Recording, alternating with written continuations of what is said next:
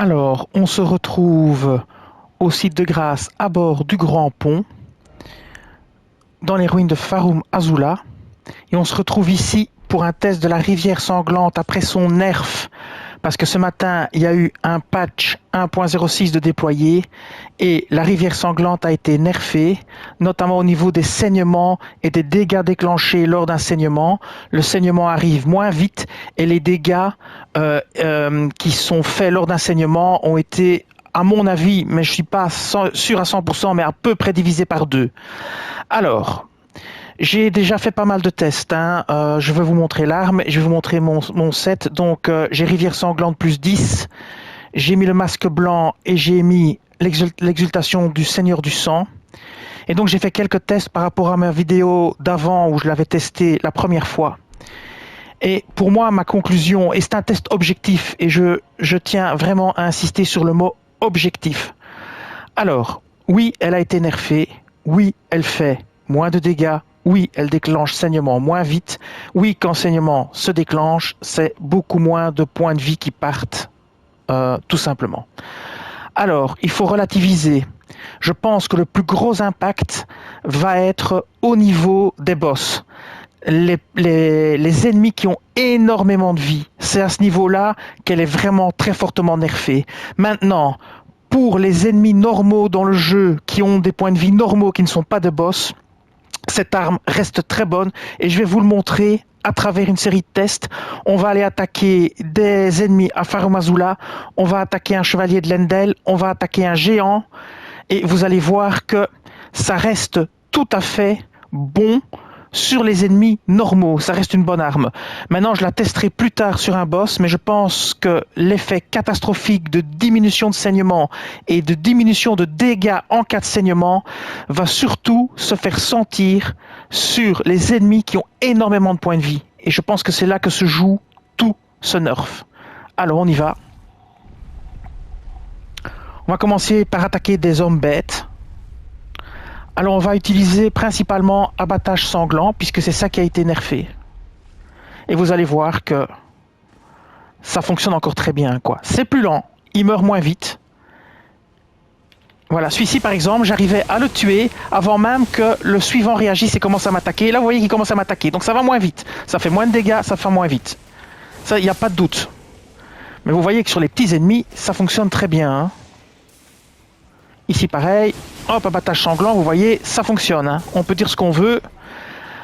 C'est sur plus l'ennemi a de points de vie et plus l'effet du nerf va se faire ressentir. Alors on va aller à la cabane de l'artiste pour attaquer un chevalier de Lendel. Ah, il y en a encore un que j'avais pas vu. Alors on va aller le tuer. Vous allez voir. Ouais, ça va moins vite. Ça, c'est indéniable, hein, vous tuez moins vite. Ok, très bien. Maintenant, comme je disais, on va aller à la cabane de l'artiste. Je vais m'éloigner un peu pour pas avoir un monstre qui me retombe encore dessus.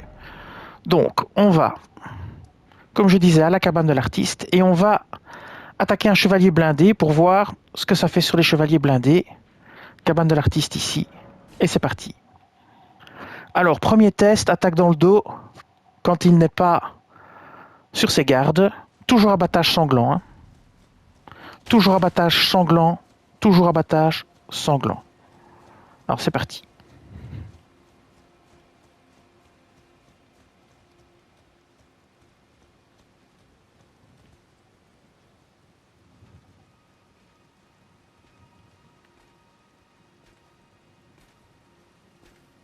On y va. Alors vous voyez que c'est bien moins efficace, hein. Avant je le tuais en un enchaînement. Donc là, on voit vraiment une grosse différence. Ça a bien été nerfé. Alors, je ne vais pas risquer de me faire tuer, donc je vais recharger. On va attendre une ouverture. Oula, pas celle-là, parce que la foudre, ça m'embête. Là, il attaque avec son bouclier. On contre-attaque. Vous voyez que c'est bien plus compliqué qu'avant. Vous pouvez regarder mon ancien test, je le mettrai en dessous en vidéo. Là, on voit vraiment sur le chevalier de Lendel, on voit que l'efficacité a été fortement diminuée. Mais fortement diminuée. Là, il n'y a pas de doute. Les ennemis lourdement blindés, les ennemis avec un gros bouclier, ben c'est la misère. On va recommencer. Et je vous invite vraiment, je mettrai en bas le test précédent. Je vous invite vraiment à regarder le test précédent pour voir la différence. C'est impressionnant. J'arrivais à tuer le chevalier de Lendel en une attaque, une attaque enchaînée.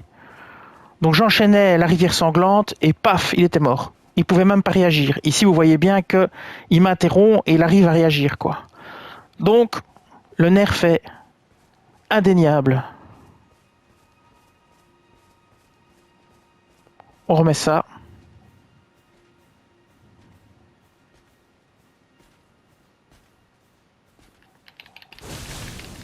Encore une fois, vous voyez, eh ben, ça ne fonctionne pas.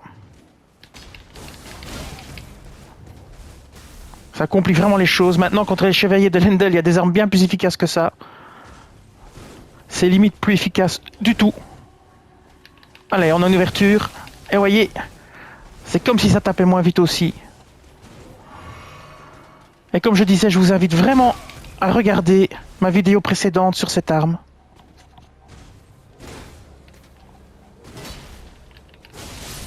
Voilà, il est mort, mais avant, on le tuait en un seul enchaînement. On va aller à la cellule isolée pour affronter le géant. Et ce sera le dernier test. Et je pense que contre le géant, il n'y aura pas trop de soucis, dans le sens où le géant... Voilà, ici. Dans le sens où le géant n'est pas blindé. Donc lui, normalement, ça devrait aller assez vite. Lui aussi mourrait avant en un seul enchaînement. Alors on va l'attaquer dans le dos.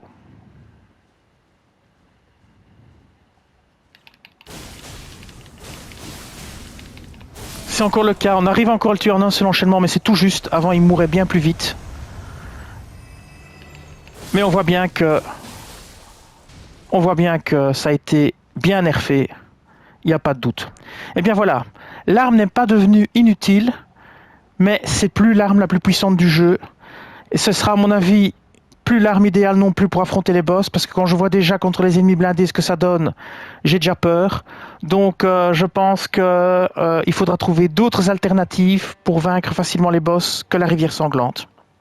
Alors encore une fois, c'est un test objectif. Si vous voyez voir la comparaison avec avant, en bas en description à la fin de la vidéo, il y aura un lien vers la vidéo précédente avant qu'elle soit nerfée. Vous verrez tout de suite la différence. Et bien voilà, cette vidéo s'achève ici. Je vous dis merci et à bientôt.